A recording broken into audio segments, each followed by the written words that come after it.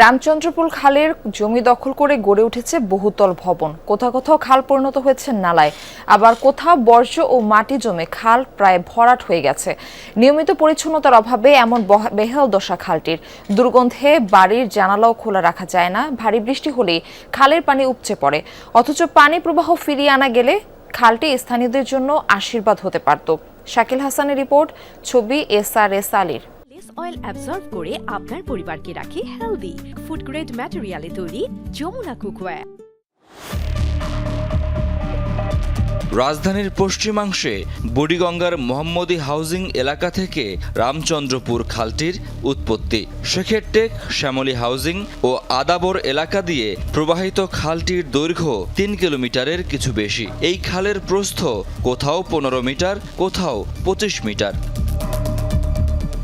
খালটির শুরুর প্রায় ১.৫ কিলোমিটার অংশ মোটামুটি পরিচ্ছন্ন, পানির প্রবাহও আছে, কিন্তু চন্দ্রিমা মডেল টাউন হাক্কার মোড়ের অংশে পৌঁছাতেই বদলে যায় দৃশ্য। খালের এই অংশে জমে আছে গৃহস্থালী বর্জ্য, প্লাস্টিক ও পলিথিন। আবর্জনার কারণে খালের এই অংশে পানির প্রবাহ বন্ধ হয়ে গেছে। কয়েকদিন পর পর দেখি যে ড্রেসিং করে, কিন্তু ড্রেসিংটা এভাবে হবে না, এটা মুখটা খুলতে হবে। তো নিয়ে একদিন হয়তো সবাই মিলে এসে খালটাকে খনন করার পরে দেন এটা তদারকি না করাতে আবার আগের জায়গায় ফিরে যায় আর কি খালের পরিস্থিতি। খালটা খনন না করার কারণে আপনার এই খালটার এই অবস্থা হয়ে গেছে।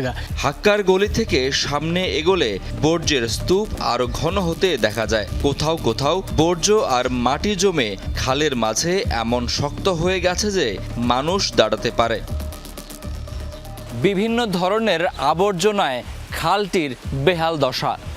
পানি প্রবাহ পর্যন্ত বন্ধ হয়ে গেছে। খালটি বাঁচাতে হলে পানি প্রবাহ ফিরিয়ে আনতে হবে, পাশাপাশি নতুন করে আবর্জনা ফেলা বন্ধ করতে হবে। এখানে খালটি পারাপারে বাঁশের সাঁকো তৈরি করা হয়েছে। ঝুঁকি নিয়েই হাজারো বাসিন্দা চলাচল করেন সাঁকো দিয়ে। এই ব্রিজটা আর কি, এটা যদি হয় খুবই উপকার হয়। হ্যাঁ, এই হাউজিংটা একদম পুরাটাই অনেক দূর ঘুরতে হয়। এই যে সরকারের উদ্যোগে এটা জরুরি ভিত্তিতে কাজ করা দরকার আমার মনে হয়, কারণ এখানে অনেক মানুষ যাতায়াত করে। আদাবরের শ্যামলী হাউজিংয়ের ৩ নম্বর সড়কের কাছে খালটি ইউ আকৃতিতে বাঁক নিয়েছে। এই বাঁকের জায়গাটিতে বর্জ্যের পরিমাণ সবচেয়ে বেশি। খালের ২ পাড় দখল করে উঁচু ভবনও তৈরি হয়েছে। খাল খুঁজে পাওয়াই কষ্ট। ২ সাইডে ওয়াল কইরা একবারে ক্লিয়ার, যে কেউ দখলও না করতে পারে, তাইলে মনে হয় যে ভালো হয়। এখানে ময়লা জমতে পাহাড় হয়ে যায়, মশা ভন ভন করে যাতায়াতে কি অবস্থা, দুর্গন্ধ অবস্থা খারাপ হয়ে যায়। খালের পানি প্রবাহ সচল রাখতে এর আগে প্রকল্প নেওয়া হলেও কাজ হয়নি। এবার খালটি খনন করে পানি প্রবাহ ফিরিয়ে আনার উদ্যোগের কথা জানিয়েছেন উত্তর সিটির প্রশাসক। এই যে খালের পানিগুলো যে মাথা দিয়ে বের হয়ে আর এক জায়গায় খালটা চলে যাবে বড় জায়গায়, সেই জায়গাটা একদম সীমিত, খুব কম, একদম চেপে গেছে, কোনো জায়গায় একদম মাটি হয়ে গেছে। তো এটা নিয়ে আমাদের এই যে হয়তো বা অল্প কয়েকদিন বাকি আছে, আমরা নতুন করে একটা টেন্ডারের ব্যবস্থা করব, যাতে করে খালগুলো আমরা খনন করতে পারি।